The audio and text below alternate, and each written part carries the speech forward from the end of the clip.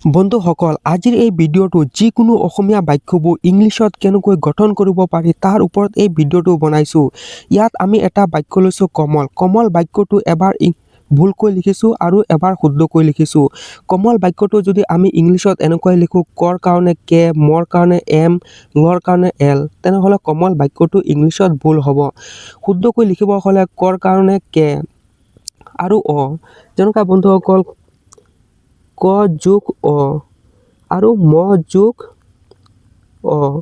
কৰ কাৰণে কে লিখিছোঁ, অৰ কাৰণে এ লিখিছোঁ, মৰ কাৰণে এম লিখিছোঁ, অৰ কাৰণে এ লিখিছোঁ আৰু লাষ্টত লৰ কাৰণে এল লিখিছোঁ কমল। এই ফৰ্মুলাটোত আমি কেনেকৈ যিকোনো অসমীয়া বাক্য শুদ্ধকৈ লিখিব পাৰি তাৰ ওপৰত এই ভিডিঅ'টো বনাইছোঁ। অকল প্ৰথমে আমি জানিব লাগিব ব্যঞ্জন বৰ্ণ, তাৰপিছত স্বৰ বৰ্ণ আৰু স্বৰচিহ্ন কেইটা। ঠিক আছে বন্ধুসকল, প্ৰথম আমি জানিম ব্যঞ্জন বৰ্ণ।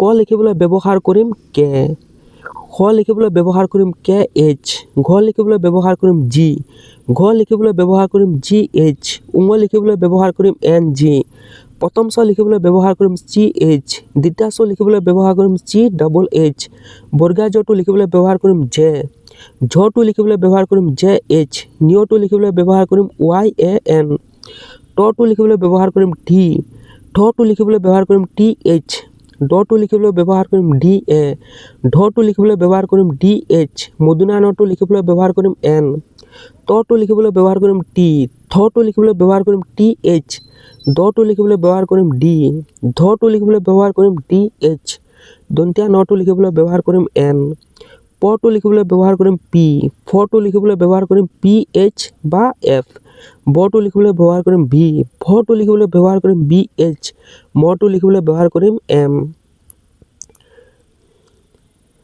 ঝটো লিখিবলৈ ব্যৱহাৰ কৰিম ৱাই, ৰটো লিখিবলৈ ব্যৱহাৰ কৰিম আৰ, লটো লিখিবলৈ ব্যৱহাৰ কৰিম এল, ৱাবটো লিখিবলৈ ব্যৱহাৰ কৰিম বি বা ডব্লিউ, তালিবা চটো লিখিবলৈ ব্যৱহাৰ কৰিম এছ এইচ, চটো লিখিবলৈ ব্যৱহাৰ কৰিম এইচ এইচ, দন্তীয়া হটো লিখিবলৈ ব্যৱহাৰ কৰিম এইচ, হটো লিখিবলৈ ব্যৱহাৰ কৰিম এইচ, ক্ষটো লিখিবলৈ ব্যৱহাৰ কৰিম কে এইচ এইচ, দৰটো লিখিবলৈ ব্যৱহাৰ কৰিম আৰ, ঢটো লিখিবলৈ ব্যৱহাৰ কৰিম আৰ, অন্তুষ্টটো লিখিবলৈ ব্যৱহাৰ কৰিম ৱাই। ঠিক আছে বন্ধুসকল, তাৰপিছত আমি জানিম স্বৰ বৰ্ণ আৰু স্বৰচিহ্ন কেইটা। অৰ কোনো আকাৰ নাই, আটো লিখিবলৈ ব্যৱহাৰ কৰিম এ বা ডাবল এ, হস্ৰইটো লিখিবলৈ ব্যৱহাৰ কৰিম আই, দীৰ্ঘইটো লিখিবলৈ ব্যৱহাৰ কৰিম আই বা ডাবল ই, হস্ৰটো লিখিবলৈ ব্যৱহাৰ কৰিম ইউ, দীৰ্ঘটো লিখিবলৈ ব্যৱহাৰ কৰিম ইউ বা ডাবল অ, ৰি লিখিবলৈ ব্যৱহাৰ কৰিম আৰ আই, এ লিখিবলৈ ব্যৱহাৰ কৰিম ই, ঐ লিখিবলৈ ব্যৱহাৰ কৰিম অ আই বা এ আই, উটো লিখিবলৈ ব্যৱহাৰ কৰিম অ, ঔটো লিখিবলৈ ব্যৱহাৰ কৰিম অ ইউ বা এ ইউ। ঠিক আছে বন্ধুসকল, তাৰপিছত আমি জানিম স্বৰচিহ্ন কেইটা।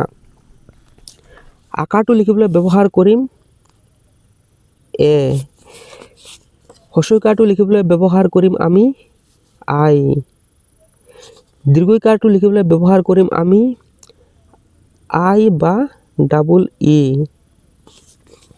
হস্ৰউকাৰটো লিখিবলৈ ব্যৱহাৰ কৰিম আমি ইউ, দীৰ্ঘকাৰ লিখিবলৈ ব্যৱহাৰ কৰিম আমি ডাবল অ, ৰিকাৰ লিখিবলৈ ব্যৱহাৰ কৰিম আমি আৰ আই, একাৰ লিখিবলৈ ব্যৱহাৰ কৰিম আমি ই, ঐকাৰ লিখিবলৈ ব্যৱহাৰ কৰিম আমি অ আই, উকাৰ লিখিবলৈ ব্যৱহাৰ কৰিম আমি অ, ঔকাৰ লিখিবলৈ ব্যৱহাৰ কৰিম আমি অ ইউ।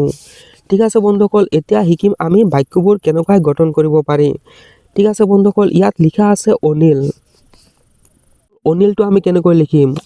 অৰ কাৰণে লিখিম আমি এ, নৰ কাৰণে লিখিম আমি এন, এই হস্ৰইটোৰ কাৰণে লিখিম বন্ধুসকল ইয়াত চাই লোৱা আই, ইয়াত লিখিম আমি আই, আৰু লৰ কাৰণে লিখিম আমি এল, অনিল। ঠিক আছে বন্ধুসকল, তাৰপিছত আছে বিকাশ। বিকাশটো কেনেকৈ লিখিম? বৰ কাৰণে লিখিম আমি বি, এই হস্ৰইটোৰ কাৰণে লিখিম আমি ইয়াত বন্ধুসকল চাই লোৱা আই, তো ইয়াত আই। তাৰপিছত বন্ধুসকল কৰ কাৰণে লিখিম আমি কে, আকাৰৰ কাৰণে লিখিম বন্ধুসকল ইয়াত চাই লোৱা এ, ইয়াত লিখিম আমি এ, তালিবা স্বৰ কাৰণে বন্ধুসকল ইয়াত চাই লোৱা এছ এইচ, তো ইয়াত আমি লিখিম এছ এইচ, বিকাশ। তাৰপিছত বন্ধুসকল দীপক। দীপকটো ধৰ কাৰণে লিখিম আমি ডি। আৰ দীৰ্ঘইকাৰৰ কাৰণে লিখিম আমি বন্ধুসকল আই বা ডাবল ই। ইয়াত আমি লিখিম ডাবল ই। তাৰপিছত বন্ধুসকল পৰ কাৰণে লিখিম আমি পি। তাৰপিছত বন্ধুসকল ইয়াত কোনো আকাৰ ঐকাৰ নাই, তাৰ কাৰণে ইয়াত লিখিম আমি এ। কৰ কাৰণে লিখিম আমি কে, দীপক। তাৰপিছত বন্ধুসকল এই ফাৰহানটো চাই লওঁ। ফৰ কাৰণে লিখিম আমি এফ। আকাৰৰ কাৰণে লিখিম বন্ধুসকল এ। ৰৰ কাৰণে লিখিম আমি আৰ। তাৰপিছত বন্ধুসকল তাৰপিছত হৰ কাৰণে লিখিম আমি এইচ। আকাৰৰ কাৰণে লিখিম আমি এ। নৰ কাৰণে লিখিম আমি এন, ফাৰহান। ঠিক আছে বন্ধুসকল, তাৰপিছত আমি গৌতমটো চাম। ঘৰটোৰ কাৰণে লিখিম আমি বন্ধুসকল ইয়াত চাই লোৱা জি। ইয়াত লিখিম আমি জি। ঔকাৰটোৰ কাৰণে লিখিম বন্ধুসকল ইয়াত চাই লোৱা অ ইউ। ইয়াত লিখিম আমি অ ইউ। আৰু তটোৰ কাৰণে লিখিম আমি টি। ঠিক আছে বন্ধুসকল, তাৰপিছত আমি লিখিম এ। তাৰপিছত মৰ কাৰণে লিখিম আমি এম, গৌতম। তাৰপিছত বন্ধুসকল আৰু এটা বাক্য চাই লোৱা হীৰেণ। হীৰেণটো আমি কেনেকৈ লিখিম?